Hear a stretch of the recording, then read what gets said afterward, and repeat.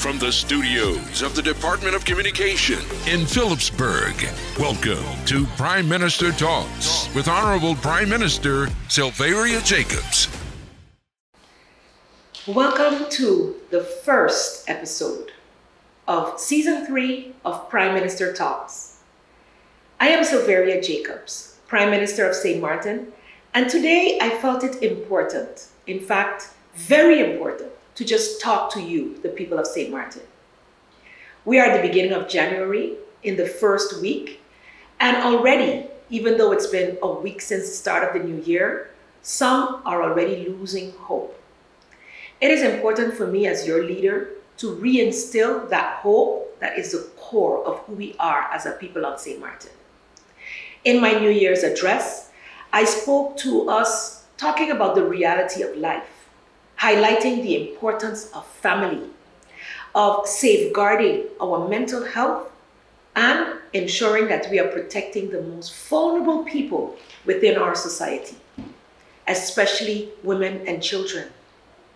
Of late, we have seen an increase, which was expected as a result of having gone through not just disasters of Hurricanes Irma and Maria, but also going through this worldwide pandemic, going now into our third year. It is not easy. So safeguarding our mental health is something that we all need to focus on. Over the past week, we have been confronted with death. We have been confronted with loss of life. I must say that I must give condolences to the people, the families, the friends, those who knew and loved the young lady, Miss Anna Juliana, who lost her life through an act of violence on New Year's Day. Also to the family of Raul, who lost his life just recently by suicide or apparent suicide.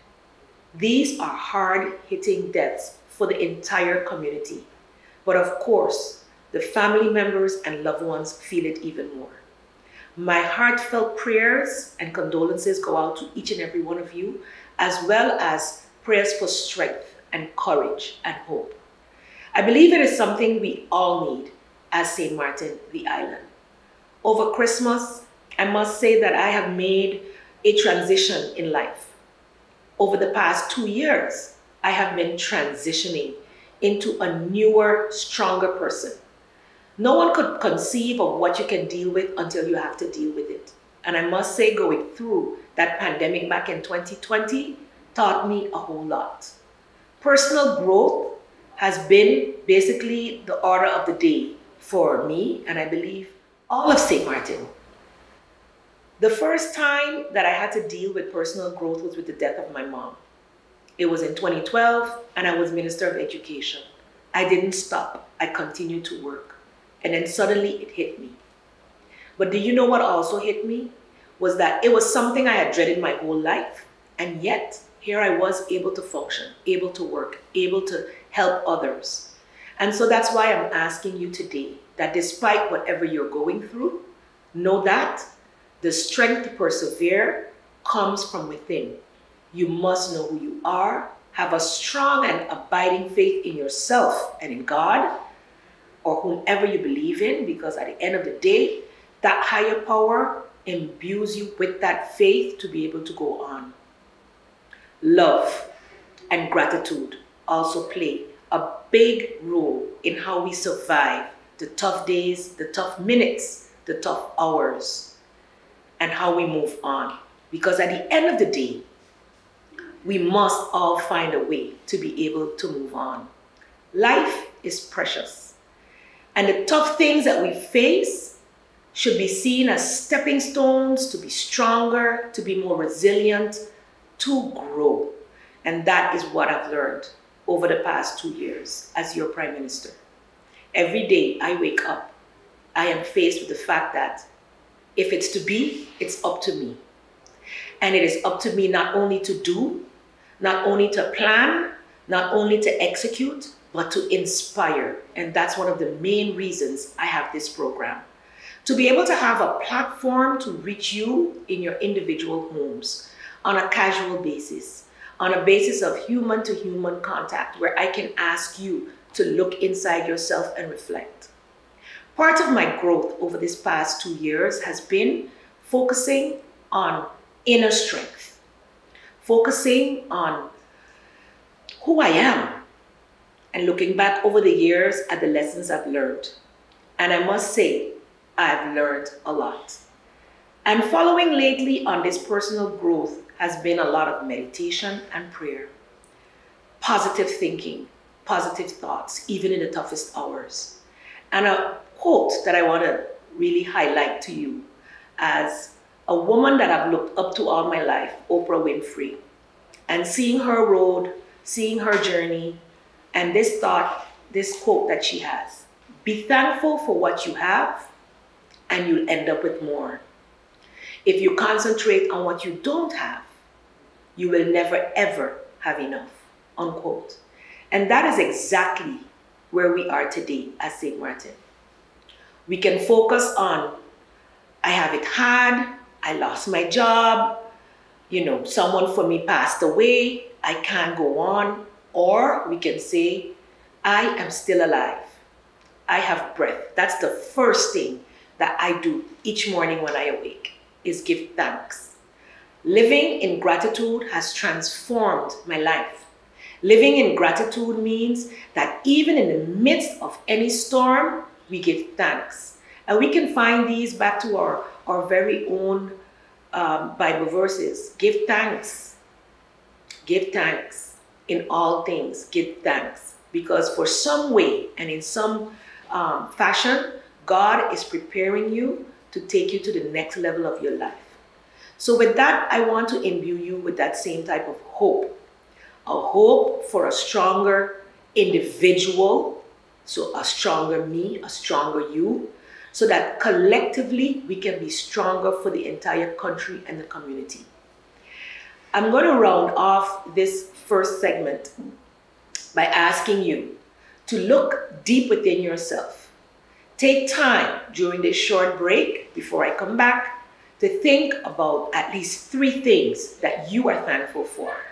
And from that point of gratitude, you will see that you are able to see the world in a different way. I'm Sylveria Jacobs. Come back as we continue with this week's Prime Minister Talks. Prime Minister Talks with Honorable Prime Minister Sylveria Jacobs. Do you know there is such a thing as teen dating violence? Seriously, there is. When your boyfriend or girlfriend is controlling your every move, trolling you online, checking your social media page, recording you without your permission, or forcing you to do things you don't want to do, this is abuse. If you find yourself in this situation, please talk to someone you can trust. Your parents, school counselor, or the police. This message has been brought to you by Women's Desk. St. Martin, listen up. The Civil Registry Department has taken 7 services online. That's right, you can now request a family tree, local address change, migration deregistration, a registration form, request for existing certificates, transfer your driver's license, and a driver's license declaration, all online. Go to services.stmartingov.org/civil registry and easily complete a request form for the service that you need. You can also pay for the services online using a major credit card or debit card and receive certain final products digitally as well. No traffic jams, no waiting in lines, and if you're on island or off, you now have full digital access to 7 civil registry services at services.stmartingov.org/civil registry. That's services.stmartingov.org/civil registry. For more information, call 542-0652. Now go online and request your service form today. Prime Minister Talks with Honorable Prime Minister Sylveria Jacobs. Welcome back to Prime Minister Talks. Today we're talking about gratitude. We're talking about how to rise up from a difficult situation. We're talking about how to move on. Before going to the break, I asked you to think about 3 things that you're grateful for. 3 things. For me, every morning I get up, I open my journal, I go into a deep thought about what I am grateful for, I write them down. I write down mainly that I'm grateful for love, love of family, true friends, and loved ones. I'm grateful for my children. I'm grateful for what I have, that I'm able to have a bed, I'm able to have a house, a car to get to work, simple things. And I also give thanks for the opportunity to lead you, the people of St. Martin. Every single day, I give thanks. In this vein, I want to also say thank you to all those who have sent encouraging messages to me, because it does not go unnoticed that the people of St. Martin think it is important to pray for their leaders. So I thank you for your prayers. I thank you for your encouraging words, because as they say, who knows it, feels it. And no matter how much we think we're doing, at times it will never seem like enough.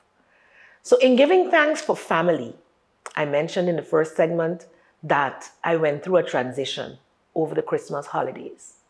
Normally our Christmas holidays, we gather as family together, we eat, we drink, we laugh, we eat some more, we drink some more until, people are too full to move. This Christmas, I spent my day with my daughter. She has made me a grandmother, and so that's my biggest gift that I could have ever asked for or could have ever dreamt of having. Because what grander a thing it is than to be a grandparent.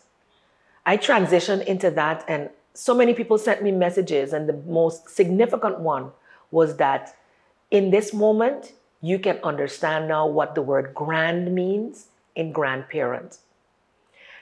My now downline has a next layer, and you're now able to pass on your legacy to someone within your own family. My biggest fear was never being able to see my children grow up and seeing the death of my mom. As I said earlier, I saw my mom pass away peacefully. Until this day, it is now going into the 10th year of her death. I still feel her presence in my happiest and in my saddest moments, in my biggest joys and in my biggest fears. And do you know what I've learned from that passing? Though it was a horrible day, it was a horrible time, I've learned that we have the strength to get up and go. And she's the one that taught me that. And so that's what I'm teaching my children, and hopefully now my granddaughter will also be learning that lesson. Resilience comes from within, and it starts with gratitude. So I'm grateful for family. I'm grateful for love. I'm grateful for the opportunity to lead. And I want to encourage you that no matter what you're going through today, whether it be the death of a loved one, the loss of a job, difficult financial times, whatever it is, you have it within you to rise up from these circumstances. And as government of St. Martin, I have pledged, and leader of government that is, I have been expressing this vision from the time this pandemic hit, that we make opportunities for our people to achieve their dreams. And everything I do, everything that I say is geared towards that. As such, I must commend our ministries for all the hard work that they're doing. They are within the Ministry of Finance, making it possible for you to do a lot more online. And as we face this pandemic, we need to, as much as possible, remove ourselves from large groups so you're able to pay your things online. Civil Registry Department under the Ministry of General Affairs, which I lead, has also gone online with 7 different services. We will be stepping up, of course, just like the rest of the country, or COVID-19 measures to keep you safe. So as you enter the building, you'll be asked to not just sanitize your hands, but someone will be checking your temperature. Please work along with us, because this is how we're able to then continue to give you service, not just our visitors, but also our civil servants. In that vein, I must say that I never miss an opportunity to thank all the civil servants of St. Martin. You are doing tremendous work. Some have, during the pandemic, worked from home. Others have had to work more than their share because others were either out or could not come in due to the fact of the COVID-19 regulations.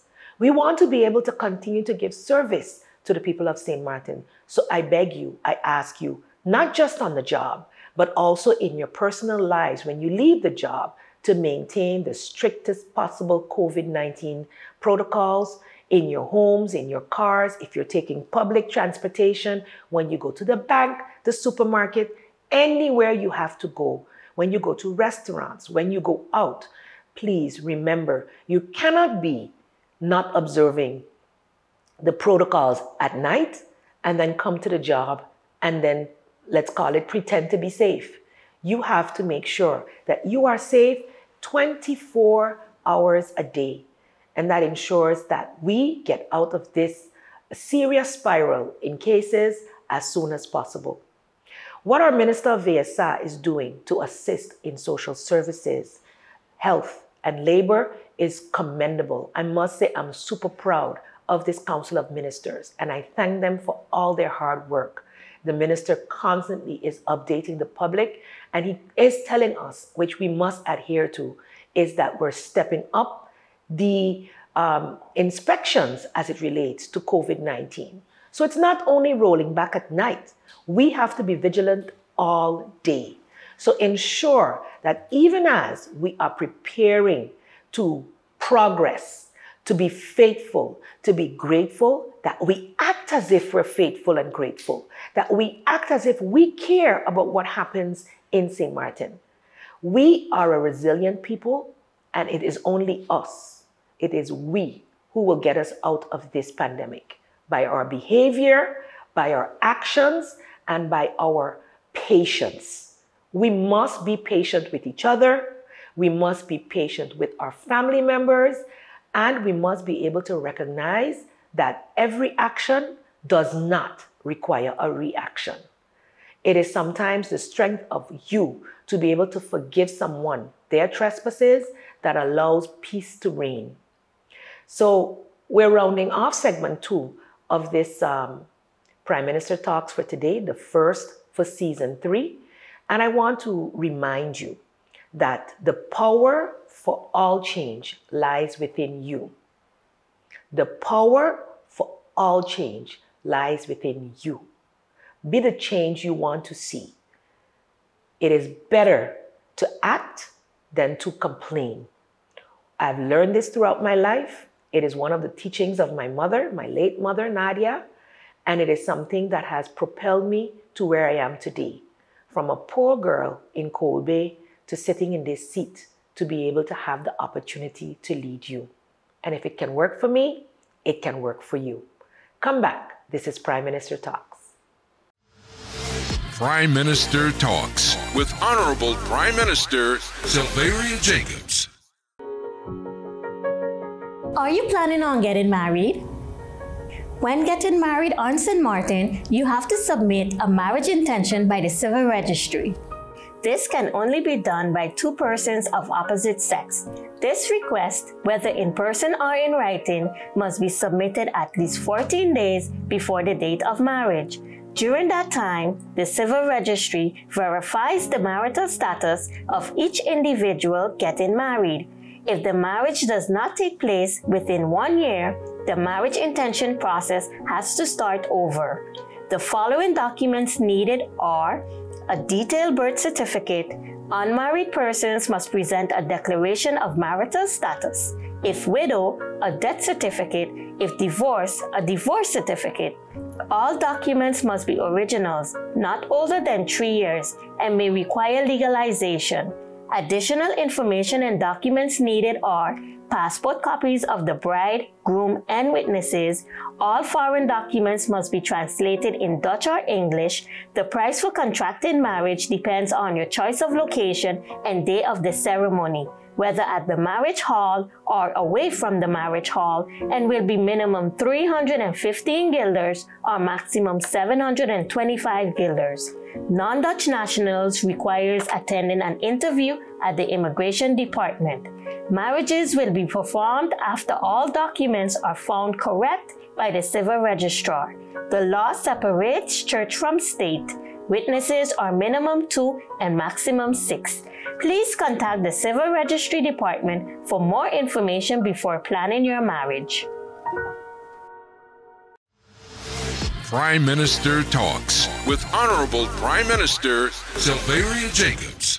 I'm Sylvaria Jacobs. Welcome back to Prime Minister Talks. This is our last segment for this first program for season 3. For me, it's been a year of growth, or 2 years, I must say, of growth. And the growth didn't come easy. There were many days I struggled hard with some of the decisions that had to be made. There were many days I wanted to go the other direction, but I had to focus on what's best for the country. That in and of itself is personal growth for me. As a teacher and as a mother, I've always been very much clear in where I want to go, what I want to do. In this new function, there was a lot of learning that needed to take place. And I want to thank my mentor, William Marlin. I want to thank a lot of the others who have been silent advisors. They know who they are. Many don't want to be named because they don't want to be politically affiliated. And at the end of the day, this is a political function. We must all admit that. We've been through a lot at St. Martin during this pandemic, bouncing back from what was one of the worst hurricanes that anyone in the Caribbean had ever faced. And we are still bouncing back today. Sometimes people get annoyed when we say resilience over and over again. But I can remember 2017 when we were hit with that hurricane and we got all the artists together to make that St. Martin Strong song. St. Martin Strong. St. Martin Strong. And anytime I'm in doubt, I'm facing an obstacle, whether it's a lack of liquidity support, whether it's pushback from the Dutch government, whether it's pushback from unions, whether it's pushback from Parliament, whether it's pushback in even the Council of Ministers, with something I think is very, very important, I remember St. Martin is strong. And it is not in everything that we can get our will and our way. But at the end of the day, if we can all see that we're working towards the same goal, I believe 2022 will be that year where we turn the corner. 2022 can be the year that we are the best that we've been since 2017. But it's not just up to me. It's up to each and every one of us. So if we start from that position of gratitude, where are we today? In 2022, even in the midst of the highest surge of COVID-19, we have a low hospitalization rate. We are grateful. We are thankful that that is the case, that Omicron does not have the potency of Delta, because we saw that in August, with 400 people sick with COVID, that we had 20 to 22 people in hospital. We are not there, and for that, we are grateful. What did Delta teach us? We could get over that as well. We were able to come out of that by adjusting the way we behave.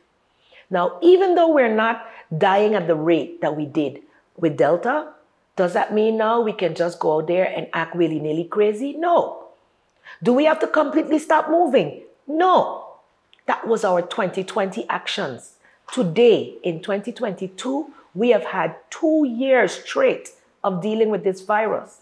And one thing has remained for sure on our red line. We protect ourselves and our families by wearing our masks in public places or where you cannot social distance. That we sanitize often. We wash our hands. We wipe down surfaces. If it's touched by a lot of people, you wipe it down more often. So when you enter banks, restaurants, supermarkets, the government building, you will be asked to adhere to those protocols. It is up to you to make sure that you remain safe. In our schools as well, teach your children. Parents, you are the first teachers of your children.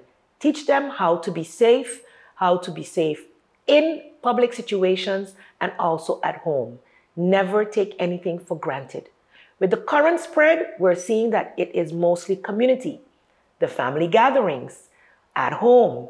So we go back to that, making sure that we wash hands as soon as we enter the home, having a deep clean every week, and then wiping down as often as possible. We have to adhere to those measures to get the numbers down. When we do that, we'll be able to continue to keep people in jobs, continue to keep food on the table for all those persons who had such negative experiences after the last lockdown. Let's avoid that at all costs. From a point of gratitude, people are back at work. Tourism is coming back to the country. We are in our high season. We want to continue to grow. So I'm asking you, whatever you're going through today, I can empathize with you. I have compassion. The government of St. Martin is seeing you where you are in your place. I'm asking you, if you need help, please apply for assistance via our social assistance and financial assistance program under the Ministry of ASA. If you need counseling for your children, seek the help through your schools or through the Department of SSSD in the Education, Culture, Youth and Ministry, Education, Culture, Youth and Sports Ministry. Make sure that you are always up to date with your payments as it relates to your taxes. That's the compliance that we need as a country so that we can actually take care of our own business. To all of you who may be going through difficulty, know that this too shall pass. With faith, with hope, and with thinking positively in gratitude for what you have now, everything can turn around. The power of the mind to change your reality is a fact. There are days when even I feel despondent, but I'm never allowing myself to stay there. Weeping can endure for the night, but joy always comes in the morning. As such, as Government of St. Martin, we will be having our 17th annual National Day of Prayer on Sunday, January 9th. I encourage you to either be at our prayer service or tune in on social media so that you can be uplifted. We are a country that prays. And what are prayers? Prayers are positive thoughts going out to God and the universe. Prayers are we saying we believe, we know, we have faith. And with that faith, you can move mountains. You can even look up in the Bible what they say about having faith of a mustard seed. So as Prime Minister and leader of this country, today's session was all about motivating you. Today's session is all about telling you that it is within you to make the best of your life.